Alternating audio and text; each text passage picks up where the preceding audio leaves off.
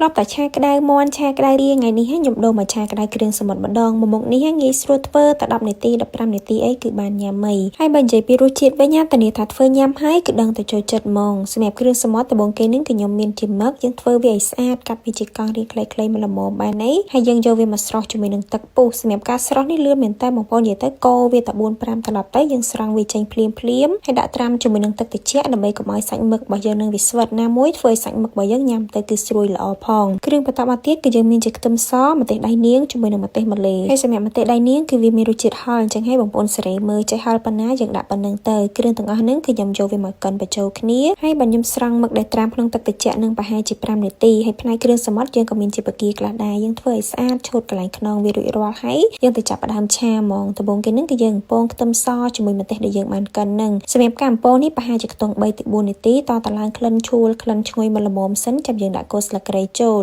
គល់ស្លឹកគ្រៃនេះគឺយើងហាន់ជាបន្ទះស្ដើងៗបងប្អូនឆាវាឡើងឈ្ងុយបន្តិចយើងដាក់សាច់មឹកជាមួយនឹងសាច់បកាកូរវា4-5ត្រឡប់ទៅដើម្បីកុំឲ្យខ្លោចគ្រឿងហើយបើខ្ញុំបន្ថែមគ្រឿងយកហ្មងទឹកប្រេងខ្យងខ្ញុំដាក់2ស្លាបព្រាបាយទឹកត្រីកន្លះស្លាបព្រាបាយហើយបើសិនជាបងប្អូនមានស៊ីអ៊ូខាប់ដាក់បន្តិចមកដើម្បីយកពណ៌ម្សៅស៊ុបដាក់កន្លះស្លាបព្រាកាហ្វេប៊ីចេងមេចប់ហើយចុងក្រោយគេនឹងគឺជាស្ករសខ្ញុំដាក់1ស្លាបព្រាកាហ្វេកន្លះបន្ទាប់ពីនឹងមកយើងកូរវា4-5ត្រឡប់ហើយបន្ថែមទឹកបន្តិចមកបងប្អូនដើម្បីកុំឲ្យវាស្ងួតពេកឆាវាប្រហែលជាខ្ទង់តែ1នាទីទេបងប្អូនព្រោះអីគ្រឿងសមុទ្រតែឆាយូរពេកវាទៅជារាងស្វិតសាច់អត់សូវឆ្ងាញ់វិញអញ្ចឹងណាតែប៉ុណ្្នឹងមកបងប្អូនអាចភ្លក់មើលហើយថែមថយគ្រឿងបានតាមចំណង់ចំណូលចិត្តសម្រាប់ខ្ញុំនឹងរសជាតិគឺត្រូវអស់ហើយបងប្អូនហើយចុងក្រោយគេបើសិនជាមានស្ទឹកក្រូចសើចរោយបន្តិចមកវាធ្វើឲ្យឆារបស់យើងនឹងកាន់តែមានក្លិនឈ្ងុយតែប៉ុណ្្នឹងមកឆាក្តៅគ្រឿងសមុទ្ររបស់យើងគឺរួចរាល់យើងអាចយកទៅញ៉ាំបានហើយពណ៌សបល់របស់គេគឺមកស្អាតមកបងប្អូននិយាយទៅឡើងក្រហមទំនងគួរឲ្យចង់ញ៉ាំហ្មងហើយបើនិយាយពីរសជាតិវិញគឺកាន់តែឆ្ងាញ់សម្រាប់អានេះគឺខ្ញុំអត់យកប្រៃពេកទេណាបងប្អូនរៀងប្រៃមកល្មមប៉ុន្តែញ៉ាំទៅវាមានក្លិនឈ្ងុយក្នុងនឹងហើយចូលជាតិគ្នាខ្លាំងហ្មងហើយសម្រាប់មុខនេះបើសិនជាបងប្អូនចង់បន្ថែមជាម្រះព្រៅថែមទៀតក៏បានដែរ